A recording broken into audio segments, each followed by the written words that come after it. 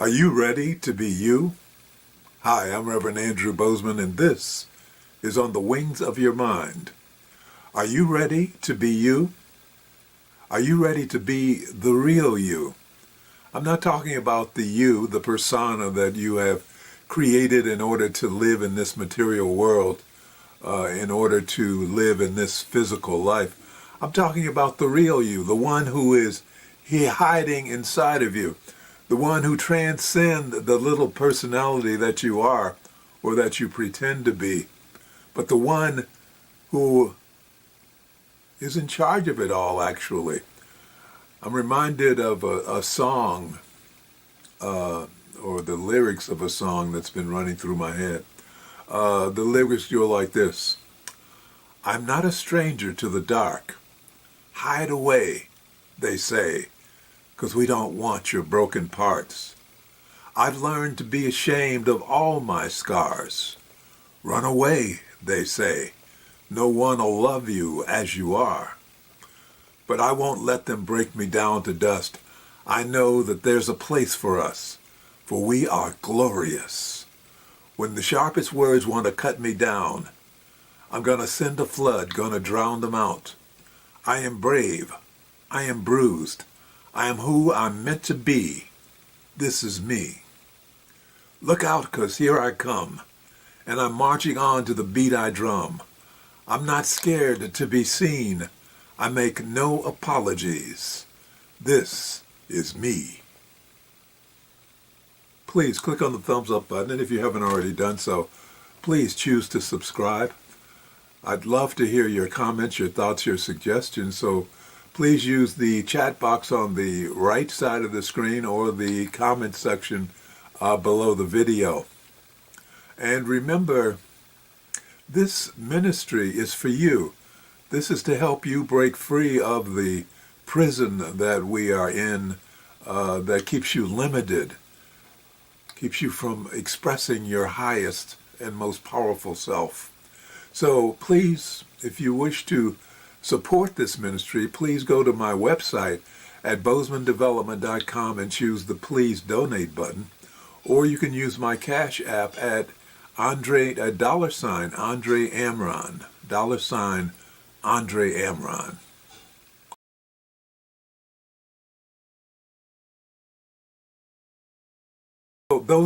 It's a song that's been running around in my head for a few days now, and it was so persistent presence in my head that I thought, well, why not include it in a talk that I'm doing? So this is me. This is me.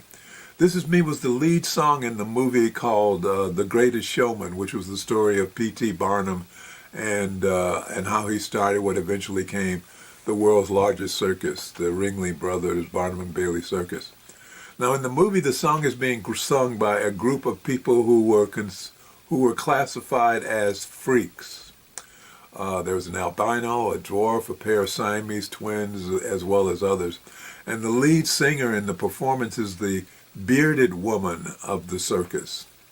And they're all singing in protest that because they were not allowed to attend a social affair that is celebrating the success of their circus.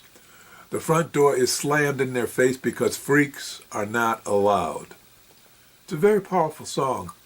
It won a Golden Globe Award, it was nominated for the Academy Award and the Grammy Award. And I've viewed it on YouTube a few times. And the last time I watched this song being performed, I was transported to another level of awareness.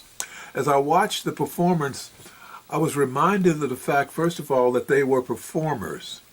That is, they were acting, and despite the exceptional job of makeup and costume design, they could walk away from those lives they were portraying. You know, once the camera turned off, they were somebody else. And then I recalled that when I was an actor, I would spend weeks memorizing my lines and my movements and imagining myself as the character I was supposed to be portraying, until finally the moment of truth would finally hit, where all that work would pay off and I would become the character that I was portraying.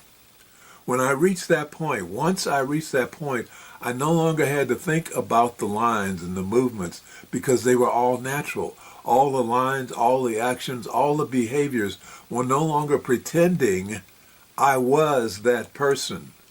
The words were mine, the reactions were mine, the actions were mine, the thoughts were mine as that person.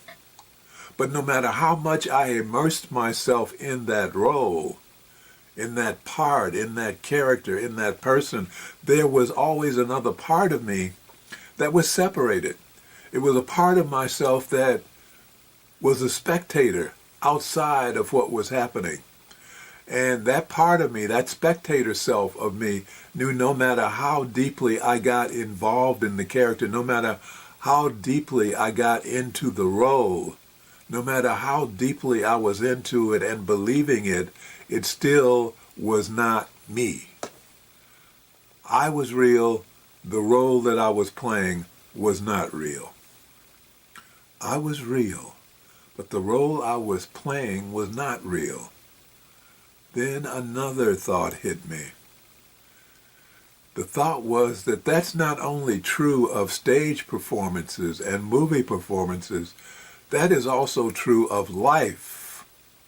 We are individualized expressions of infinite intelligence. We are individualized expressions of infinite intelligence. We are spiritual beings having a human experience. So our human selves are not our real selves. We are expressions of God. We are spiritual beings. We choose the roles that we are playing here on this stage called life. We are playing roles. Shakespeare reminds us of that. Shakespeare, in his play As You Like It, through the mouth of the character Jacques, states, "All the world is a stage, and all the men and women merely players. They have their exits and their entrances, and one man in his time plays many parts." We're role-playing. We are role-playing. Each and every one of us is playing a part in this great play called life, physical life. And we're playing this role for a reason. You know, we came here for a reason. There are thousands of cases of hypnotherapists now doing, sending people through past life regressions, and in these past life regressions, they're even going between lives. That is, after they died in one life and before they were born into another life. What happens when you're between lives? And what they found in these regressions was that the people who are, just before they get ready to come into another life, just before they re-entered another physical life, they decide, they make a lot of decisions. Those decisions include what their life is going to be like, who their parents are going to be, what kind of lessons that they have to learn, what kind of experiences they're going to have. All of this is towards the greater end, which is their spiritual growth, their spiritual enlightenment, their spiritual ascension to where they no longer have to go through one life after another life after another life. So in that in-between period, they're choosing the circumstances they're going to enter in order to have experiences which round them out even further. Because we determine when we're making those decisions what it is we've learned in our past lives, but what it is we still need to learn, what it is we still need to experience in the life we are about to enter. What kind of karma do we have to pay off? You know, what did we do in past lives that require repayment, rebalancing? And then once we get that all decided, we boldly leap into our new lives here on the physical plane, and in that leap we totally forget everything we had planned. It's all gone. It's why our memories are totally wiped. And we're in this mess without having a clue. Wow. It's a very interesting system. So anyway, talking about karma payoff, a woman named Dolores Cannon, who is an internationally recognized hypnotherapist, past life regression professional, and author of many books on the paranormal, says that from her experience, doing these past life regressions, that she has found that there's a long line of souls waiting to occupy physically handicapped bodies. Because living as a disabled person pays off massive amounts of karmic debt. So if you come in physically handicapped, even though you don't know that that's what the purpose is, you're paying off some heavy-duty karma. Oh yeah. Of course, if you're living under the materialistic philosophies of the Western developed nation, all of this stuff about past lives and spiritual being and who you really are is totally looked upon as a ridiculous idea. Ridiculous.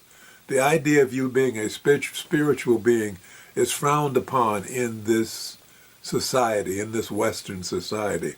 In our society, in our totally materialistic society, nothing is real unless you can see it or touch it. Nothing is worthwhile if you can't buy it with money. Yeah. If it doesn't meet the material criteria, then it can't be real.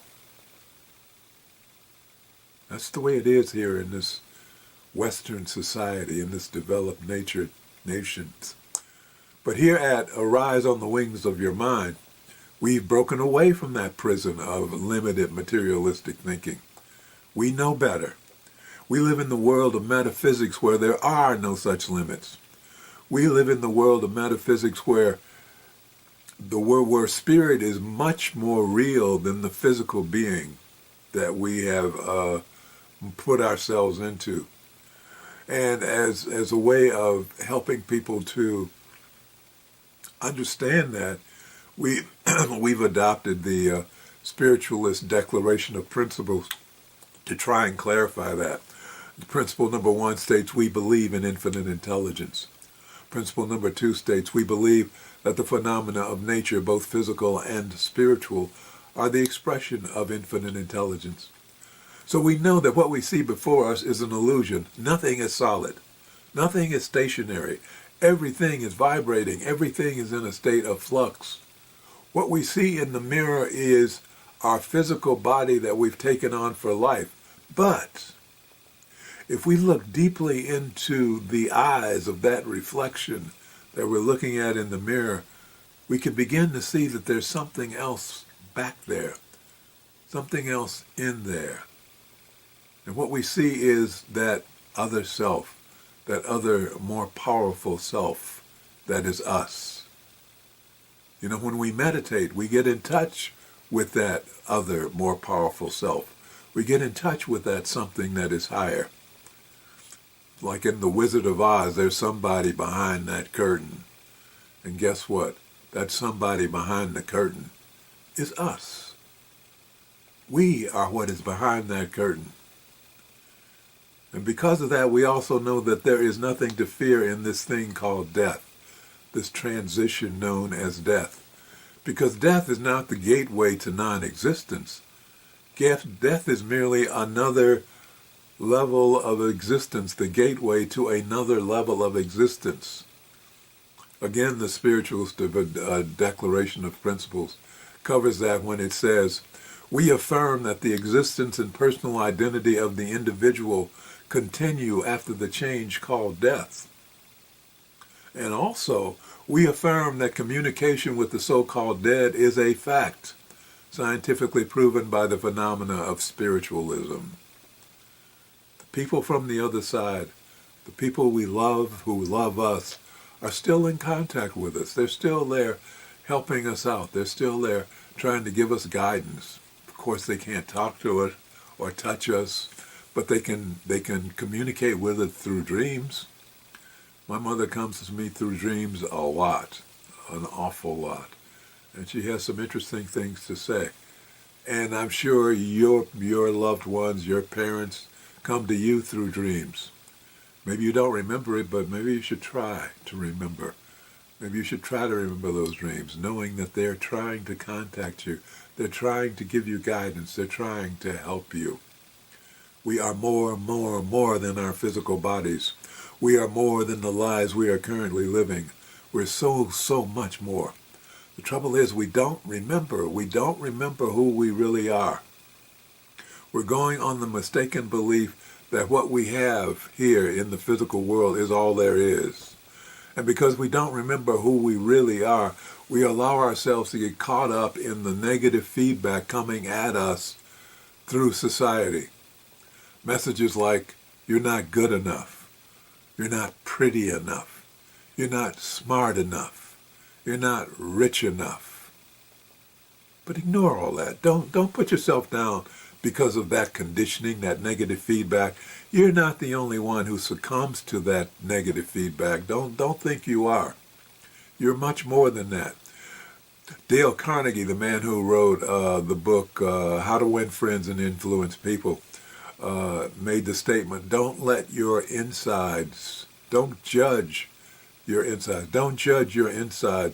by somebody else's outsides. Don't judge your insides by somebody else's outsides. Why? Because people who appear to have it all together are just play acting. They're going through the same kinds of doubts and fears and shames and uncertainty as you are. They really are. Remember Michelle Obama? She must have had it all together, right? Except when she was in the White House as the First Lady, she was always being attacked for the strangest things. People said her arms were too muscular. When she bumped fists with her husband, President Obama, they were accused of the terrorist fist bump. Some said she was uglier than other First Ladies. Some even said that she looked like an ape on heels, an ape in heels, an ape in heels. Imagine being talked about like that. Today she's on a book tour in which she reveals her latest book reveals some of the inner issues that she has to deal with. And in a recent interview with People magazine, she said, so today when I'm looking at the mirror, I still see what's wrong. But I try to push those thoughts out and say, wow, you're healthy. Look at your skin. Look at how happy you look, your smile. I try to find the things about me that I love, and I start my day a little more kind. And that's just a small, simple tool. It doesn't require a gym membership, and it doesn't require anybody else. Michelle Obama got it together, but she's still got to deal with those self-esteem issues, those uncertainties.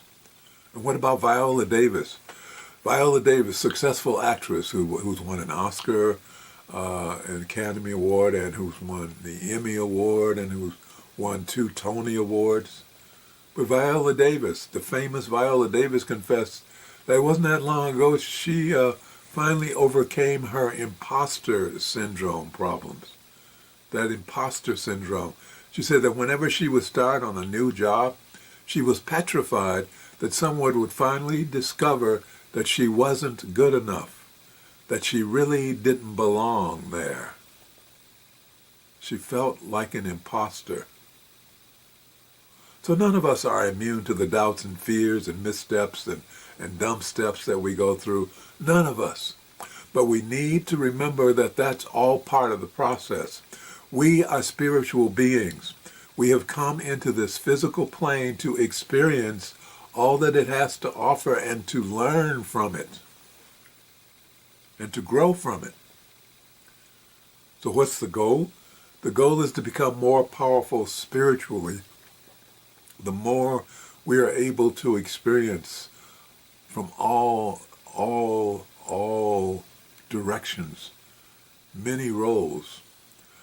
In going back through my past lives, I learned that I was a torturer during the Spanish Inquisition. And then in a later life, I found out that I was one of those who was tortured during the Spanish Inquisition. So I got both ends of the stick. Every ordeal that we go through tests us. And as we get through it, we are strengthened by it. Remember the words of Friedrich Nietzsche. Nietzsche. He said, whatever doesn't kill you makes you stronger. Recently I saw a joke about that statement that said, they say that whatever doesn't kill you makes you stronger. At this point, I should be able to bench press a Buick. I know that feeling. Whatever doesn't kill you makes you stronger. Of course, that doesn't do much for you while you're going through the ordeal. So it's always helpful to take a break from the challenges of your life and go inside where the peace is waiting. Go inside, meditate, go inside. Take a step back and acknowledge yourself for what you have come through. Assess the gifts that the experience has given you, because every experience gives you a gift. So take a step back, relax, be quiet, and look at what the experience has given to you. What gift was there? Then look ahead to where it is you still have to go, where you're supposed to be going. You came here with a goal in mind. It's hardwired into you. You just may not be conscious of it. So go inside where the peace lives, where the peace is waiting, and find your answers. Find out, why is it that I'm here? What is it that I'm supposed to do? And don't diminish yourself if it's not some lofty goal like winning the Nobel Peace Prize or inventing the next iPhone. That's okay. Whatever you came here to do is actually of value. Whatever you do is, in essence, essential in creating the grand design of the tapestry that the universe is being woven into every single second. It's essential. You are essential. You may think that maybe driving a bus doesn't contribute to the universe, but you're wrong. What you must realize is that is not what you do, but how you do it. If you do your task while being in the moment, being present, exercising focus, and actually caring about your duties, then your energy is going to change. Your energy is going to get more powerful. Your energy is going to get more expansive. So if you're a bus driver, I was a bus driver. I remember being a bus driver. And there were moments when I was really into doing the best possible job I could do as a bus driver. And the people felt it. I had regulars who enjoyed riding my bus because of the feeling they got when they were on my bus, the feeling of safety, the feeling of being cared about, because I was totally into my job. So your energy becomes more expansive and influential as you focus on it, as you enjoy it, as you allow yourself to enjoy it and get into it. Because it's all about the energy. That's what it is. It's the energy. Remember I said this is not a solid world. Everything is vibrating. Everything is energy. So when your energy is vibrating at its highest level because you are enjoying what you're doing, because you are focused on what you are doing, then you radiate a light that affects all those around you. And that's what's important, is you are radiating a light that affects positively all those around you. And the closer you can get to living the path that you have chosen before you came into this life, the path that you laid out for yourself, that you've totally forgotten about, the closer you can get to your true path, then the more powerful your energy field is going to be. More powerful. Even if you're just washing dishes in a restaurant kitchen, you can light up the world. You can. So I encourage you to refrain from criticizing and judging when it comes to yourself. The nasty names you call yourself can take little bites out of your energy field, little tiny bites. Bites that are so tiny you don't even notice it. But over the years, with thousands of those little bites being taken out of your energy field, the damage can be significant. And your energy field can be depleted from it. So give yourself love. Your energy can be restored. Positive feedback is healing. Remind yourself of who and what you really are. You are a spiritual being. You are an individualized expression of infinite intelligence. Love yourself. Allow your energy to flow with the knowledge that you are a spiritual being having a human experience. Seek to express your true self by allowing that love within you to flow outward and finding your true path. Because when you're on your truth path, that is when you are most alive, when you are most energized. Dr. Viktor Frankl, Austrian psychologist, wrote a book called Man's Search for Meaning.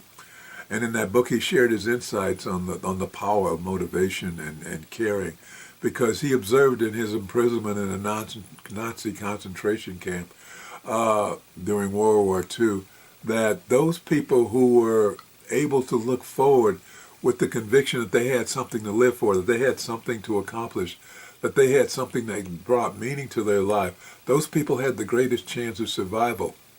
On the other hand, those who allowed themselves to become hopeless and unable to see any reason, any way forward or any reason for living, usually gave up. And in giving up, they allowed themselves to die. So please, please, awaken yourself. Discover who you really are. Go inside there and find that wonderful being that you are. There's so much to be done in elevating the consciousness of this planet, and you are a vital part of that. And once you realize how valuable your contribution to the world is, then you will have that spark within you that empowers you, because you'll know what you're living for. You'll know why you're here. And as Friedrich Nietzsche said, when you have a why to live for, you can bear almost anyhow. So are you ready to be the you that is hiding inside of you? Are you ready to express the real you, who is a great spiritual being who has squeezed yourself down into a human body that you are so much bigger than? Yeah, are you ready? Are you ready to help elevate the consciousness of this planet by virtue of your very presence? You have that power. Accept yourself. Love yourself. Know yourself. Yes. And once you do that, then you too will be able to say, according to the lyrics of this song, I am not a stranger in the dark. Hide away, they say, because we don't want your broken parts. I've learned to be ashamed of all my scars. Run away, they say. No one will love you as you are. But I won't let them break me down to dust. I know that there's a place for us, for we are glorious. When the sharpest words want to cut me down, I'm going to send a flood, going to drown them out. I am brave. I am bruised. I am who I'm meant to be. This is me. Look out, 'cause here I come, and I'm marching on to the beat I drum. I'm not scared to be seen. I make no apologies. This is me. Let's close with prayer. Thank you, Infinite Intelligence. Thank you for bringing all of us together in this life so that we may become spiritual warriors and join in the work we have come here to do. Thank you, Infinite Intelligence, for bringing us into this space of awareness and a deeper understanding of ourselves and our relationship to life and infinite intelligence. Thank you for showing us who we really are. We open our minds and hearts to the truth of our being. We are the children of God. We are individualized expressions of infinite intelligence. And because we are part of the greater whole, we are beginning to understand our value to the continuity of life on this planet. And as we become channels of your power, infinite intelligence, we can feel your presence within ourselves and within our lives more and more. We know that as we feel your presence within our lives every day, we will rise. because we are no longer cut off from you by being immersed in the darkness of fear, anger, and the pain of unforgiveness. So we're now restoring our connection through the grace of forgiveness, knowing that as we learn to forgive ourselves for the pain we have caused to ourselves, and as we learn to forgive those who have inflicted pain upon us, our connections will grow stronger, and our lives will grow happier and healthier and more prosperous. And for this we are truly grateful. As above, so below.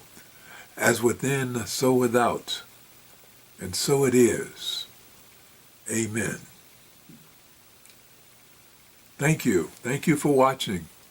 Please remember to click on the thumbs up button below. And if you haven't already done so, please choose to subscribe.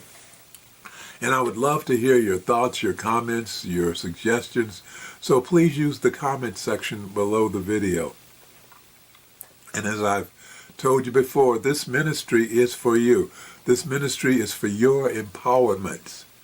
This ministry is to help you break out of that limited mindset that is holding you back, because you are so much more powerful than you believe.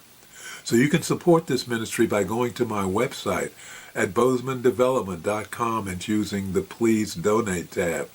Or you can use my Cash App at $Andre Amron. I truly appreciate your support. So again, thank you for watching. I look forward to seeing you again next week. And please remember, I am Reverend Andrew Bozeman, and this is On the Wings of Your Mind.